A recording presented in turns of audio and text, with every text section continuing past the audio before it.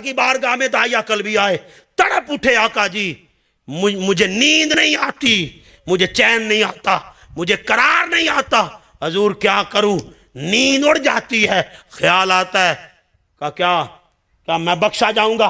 हजूर फरमाते हाँ, कुलू अशहदु अल्ला इलाहा इल्लल्लाहु व अशहदु अन्ना मुहम्मदन अब्दुहु व रसूलुहु। तो उन्होंने पढ़ा, आपने कहा तू जनती है। तो दोस्तान ग्रामी कदर, हजरत दाहिया कल्बी फिर भी रोने लग पड़े। कहा दाहिया आप क्यों रो रहे हो? कहा हजूर एक अमल याद आ रहा है। हजूर फरमाते क्या अमल? कहा मैं बाप बनने वाला था, मेरे यहाँ बेटी पैदा होने वाली थी, मेरी बीवी उम्मीद से थी और मैं तजारत की गर्ज से निकला, 3-4 साल से ज्यादा लग गए।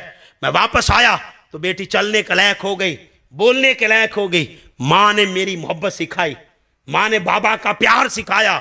जब दरवाजे पर पहुंचा, दकल बाब किया, नॉक की, दस्तक दी तो बेटी ने खोला। बेटी दरवाजे पर पहुंच गई तो जब बेटी देखी दरवाजे पर, जब मैंने दकल बाब किया, खुला दरवाजा तो बेटी सामने थी। मैंने कहा तू किसकी बेटी है? कहा घर के मालिक की बेटी हूं। हजूर मेरे कदमों से जमीन निकल गई। मैंने 70 बेटियों को जिंदा दरगोर किया था। अब मेरी गैरत गवारा ना करती, क्या मुंह दिखाऊंगा, क्या मुंह दिखाऊंगा?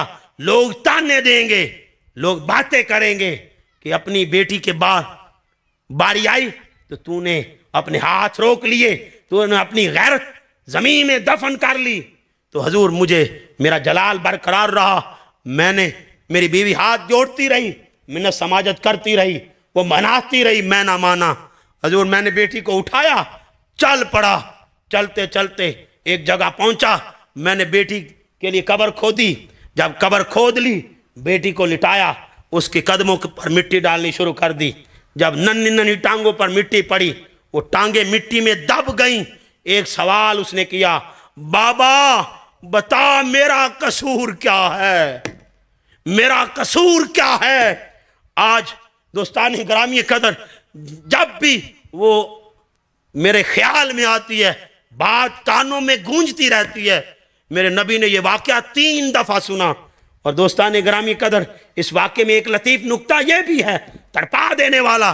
का जब मैं कब्र खोद रहा था तो बेटी गायब हो गई। मैंने दाएं देखा, बाएं देखा, बेटी नजर नहीं आ रही। मैं देखता क्या, एक तरफ से धूल उठी, गर्द उड़ी। मैंने गर्द की तरफ देखा तो बेटी घर से निकली, उसने अपनी कमीज को गीला किया हुआ था, पास आके कहती बाबा पानी पी ले, पानी पी ले, तेरी हालत जार पर तरस आ रहा है, तेरी हालत नहीं देखी जा रही। ईमान से आज भी बेटियां इतना ही प्यार करती हैं। आज बाप जालिम हो गया, जायदाद में बेटे का हक रखता है, बेटे के लिए तवज्जो रखता है, लेकिन अफसोस मुसलमान कहलाने वाले घर को आग लग गई घर के चिराग से। आज उन्होंने भी बेटियों के हक पे डाके डाल दिए। आज बाप कहता है तू कितनी जालिम है, भाइयों से हक छीन रही है। वो अपना हक मांग ले तो सारा जमाना जालिम कहने लग पड़ता है।